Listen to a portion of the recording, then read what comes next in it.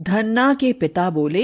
अरे सुनो जी, कल सुबह पंडित त्रिलोचन जी हमारे घर पधार रहे हैं। सौभाग्य हमारे, यह तो बड़ी अच्छी बात है जी। बालक धन्ना ने पूछा। माँ, ये पंडित जी कौन हैं? अब बेटा धन्ना, ये हमारे कुलगुरु हैं, इनकी खूब सेवा करना। हाँ बापू, जरूर करूँगा। पंडित त्रिलोचन जी धन्ना के परिवार के कुलगुरु हुआ करते थे। उनके आते ही घर में रौनक आ जाती थी। धन्ना, अरे धन्ना, गुरुजी के चरण स्पर्श कर बेटा। पिता के कहने पर बालक धन्ना त्रिलोचन जी के चरण स्पर्श करता है। त्रिलोचन जी धन्ना के घर कई दिनों तक रुकते हैं और हर दिन स्नान कर सालिग्राम भगवान की पूजा अर्चना करने के बाद ही भोजन करते हैं। उनको यह करते देख धन्ना के मन में भी सालिग्राम भगवान के प्रति प्रेम और भक्ति भाव पैदा हो जाता है। मैं भगवान सालिग्राम की सेवा करूँगा और देखना, पंडित जी से भी ज्यादा सेवा करूँगा। यही सोचकर बालक धन्ना का मन सालिग्राम भगवान में रम जाता है और जब कुछ दिन बाद पंडित जाने लगते हैं तो बालक धन्ना सालिग्राम लेने की जिद करने लगता है। पंडित जी, मुझे ये सालिग्राम भगवान दे दो, मैं भी ठाकुर जी की सेवा करूँगा। बालक, ये सालिग्राम मैं तुझे कैसे दे सकता हूँ भला? पंडित जी के ये कहने पर धन्ना रोने लगता है और सालिग्राम को लेने की हठी करता है। तो पंडित जी उसे सालिग्राम जैसा दिखने वाला एक साधारण पत्थर दिखाते हुए कहते हैं। ये देखो, मेरे पास 2 सालिग्राम हैं, एक ये छोटा और ये बहुत बड़ा। अच्छा बताओ, तुम कौन सा लोगे? बड़ा वाला लूँगा। यह सुनकर पंडित जी बड़े खुश होते हैं और वह साधारण पत्थर धन्ना को देकर प्रस्थान कर जाते हैं। फिर धन्ना उस साधारण पत्थर को ठाकुर जी समझकर उनकी सेवा करने लगता है। धन्ना गाय चराने जाता तो ठाकुर जी को अपने साथ ले जाता। एक दिन वह ठाकुर जी को बाजरे की रोटी और गुड़ का भोग लगाकर कहता है। लो ठाकुर जी, पहले आप खाओ, फिर मैं खाऊंगा।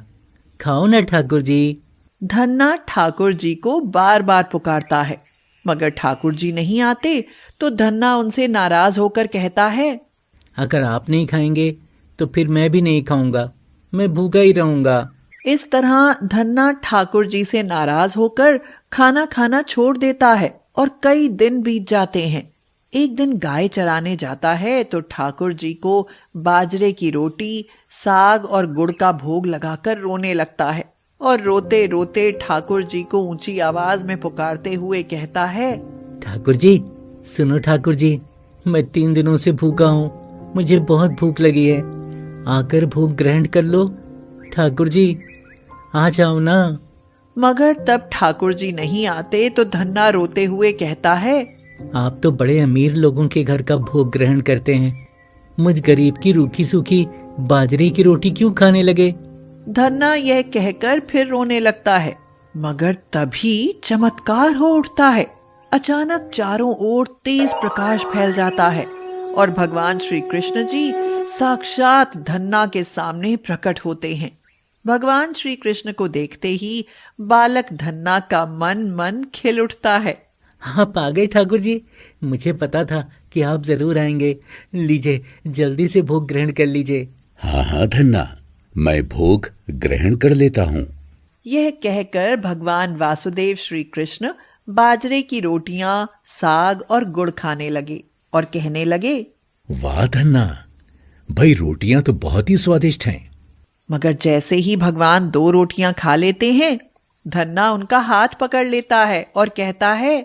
अब बस भी करो, आप सारी रोटियां खा जाओगे तो मैं 3 दिनों से भूखा बालक क्या खाऊंगा? अच्छा, तो ये बात है, लो तुम भी खाओ धन्ना। उस दिन के बाद ठाकुर जी को धन्ना की भक्ति भा जाती है और वह धन्ना के साथ रहकर ही गाय चराने लगते हैं।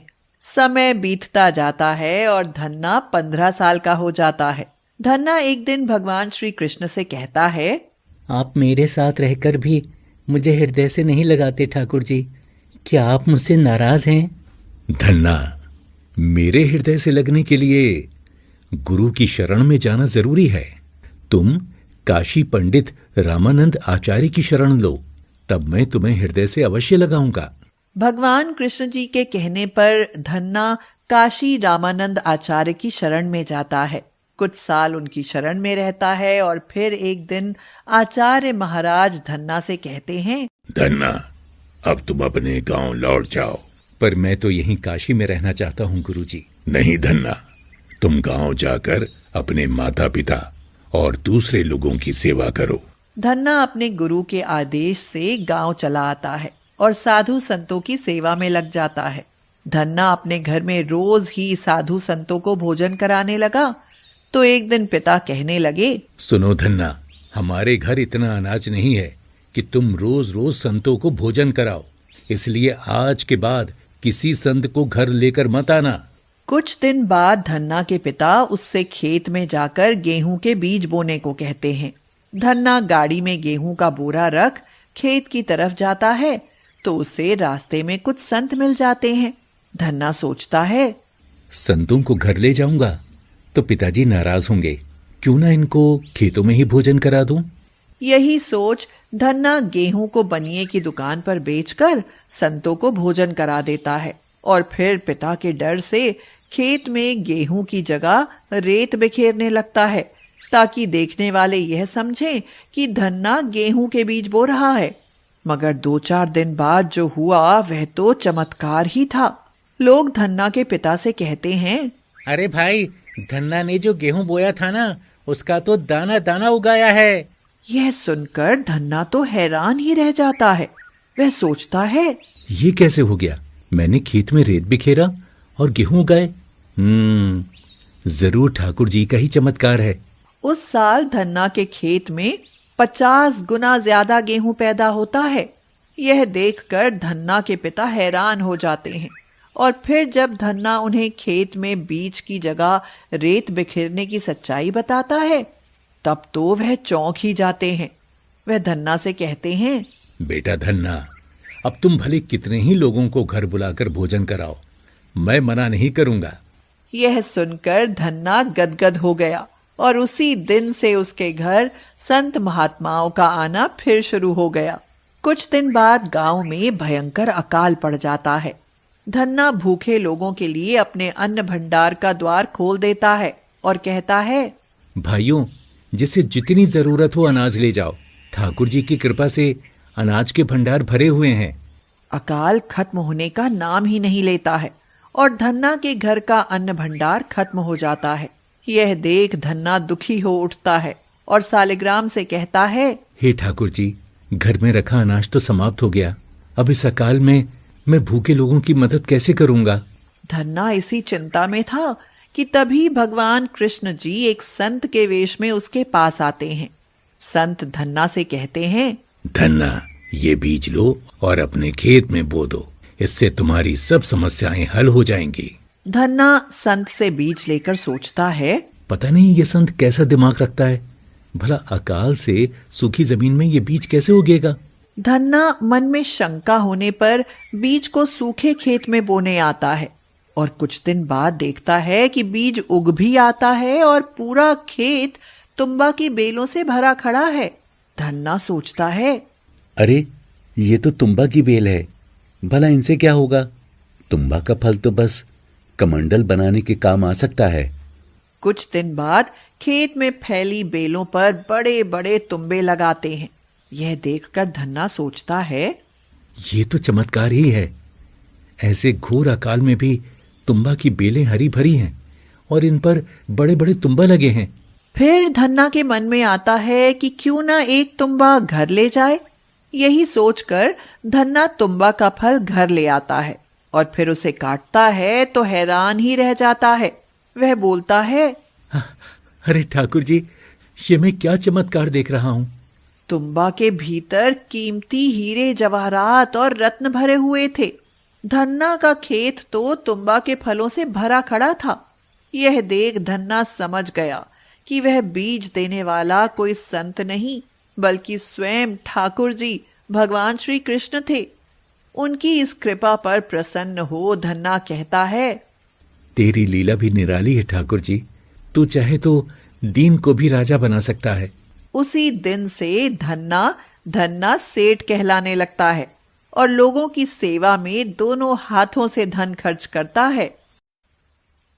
शोभा कृष्ण भगवान की बहुत भक्तिन थी। वह रोज अपने कान्हा लड्डू गोपाल की पूजा करती, रंग बिरंगी झालरों वाले कपड़े बना बना कर पहनाती, मोर मुकुट सजाती और सुबह शाम आरती करती और अपने परिवार के लिए सुख शांति का वरदान मांगती। उसका दिल बिल्कुल साफ था।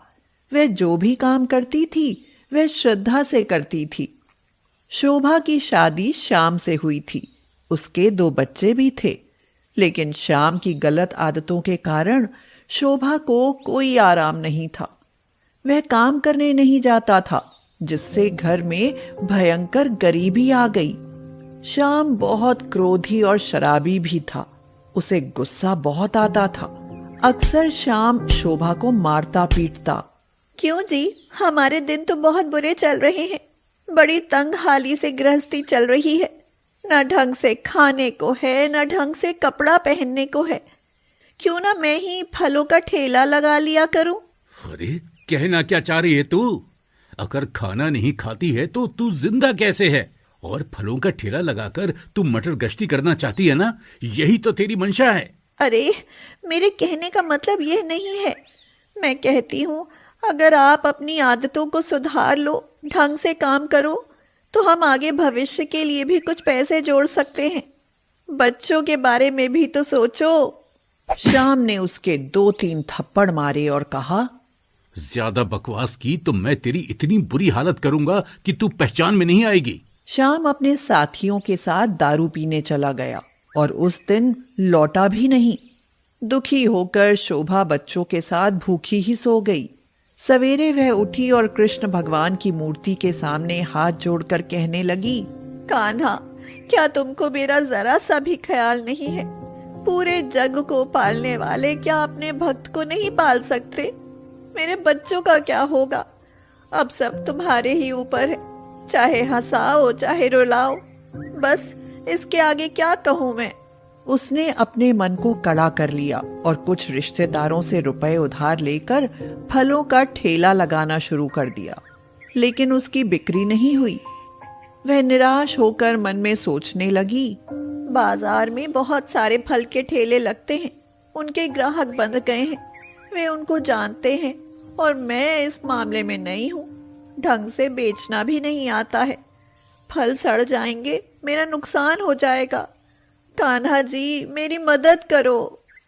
शोभा अपनी उलझन में घिरी इतनी परेशान थी कि उसने सामने से आती कार को नहीं देखा। कार ने ठेले को टक्कर मारी और तेजी से चली गई। उसका ठेला टूट गया और फल सड़क पर बिखर गए। वह वहीं पर बैठकर फूट फूट कर रोने लगी। तभी वहां एक छोटा सा लड़का आया। वह बहुत ही मासूम और प्यारा था, जिसे देखकर बरबस उस पर प्यार आ जाए।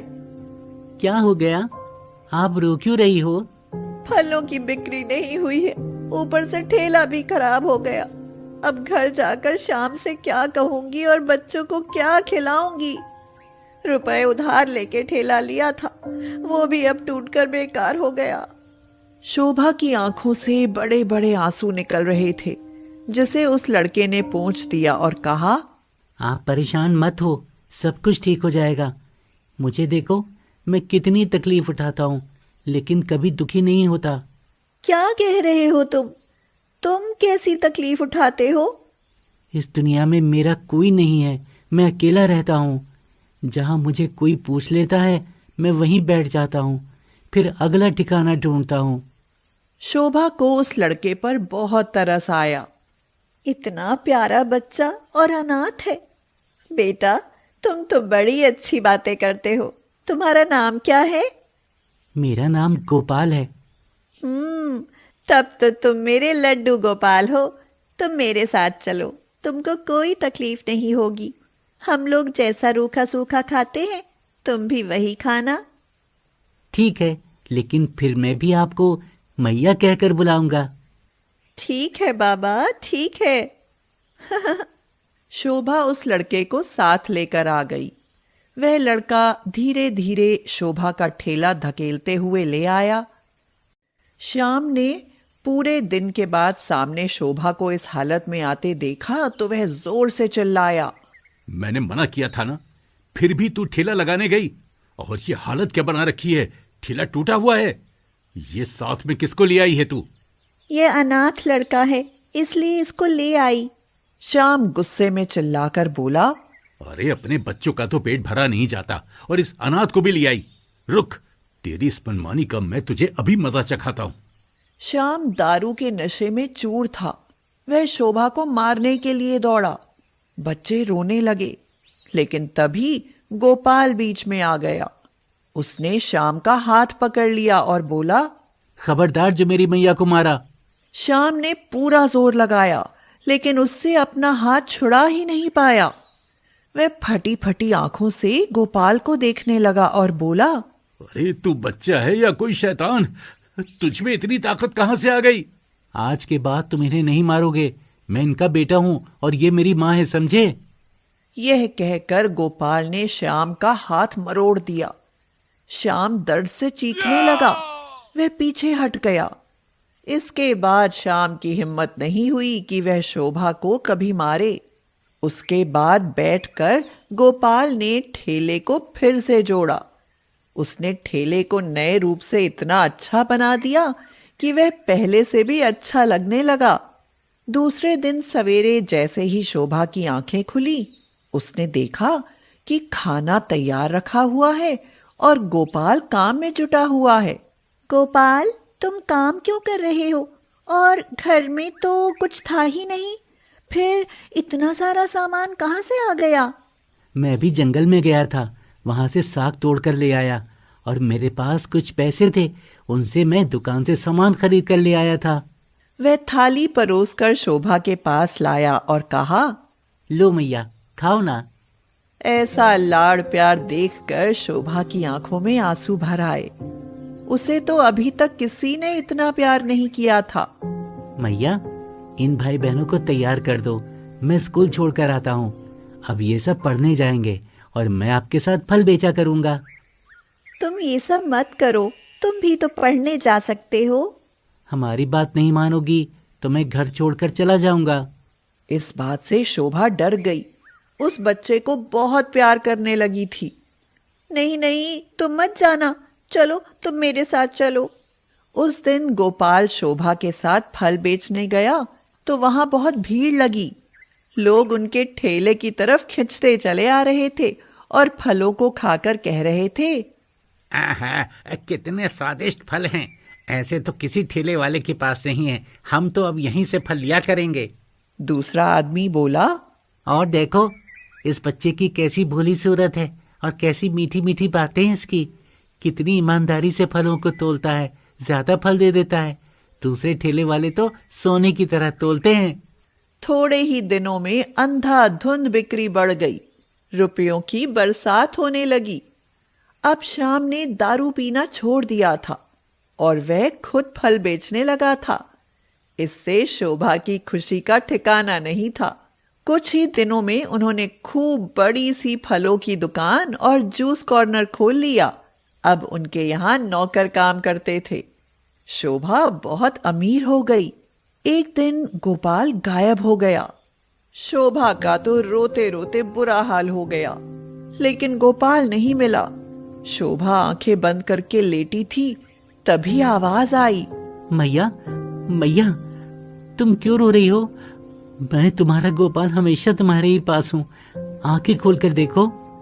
शोभा ने चौंक कर देखा। लड्डू गोपाल की मूर्ति से आवाज आ रही थी। लड्डू गोपाल की मूर्ति में गोपाल दिखाई दे रहा था। वे मुस्कुरा रहे थे और बोल रहे थे, भगवान तो हमेशा भक्त के वश में होते आए हैं, फिर मैं अपनी मैया को दुखी कैसे देख सकता था। इसलिए मैं तुम्हारी मदद करने के लिए गोपाल का भेष बनाकर आ गया था। हाँ मेरे कान्हा, मेरा गोपाल, मैं ही नहीं पहचान पाई, तुम तो हो ही पालनहार। कहकर शोभा ने लड्डू गोपाल की मूर्ति के सामने हाथ जोड़े। पीछे खड़े श्याम और बच्चों ने भी जयकारा लगाया। जय कन्हैया लाल की, जय कन्हैया लाल की।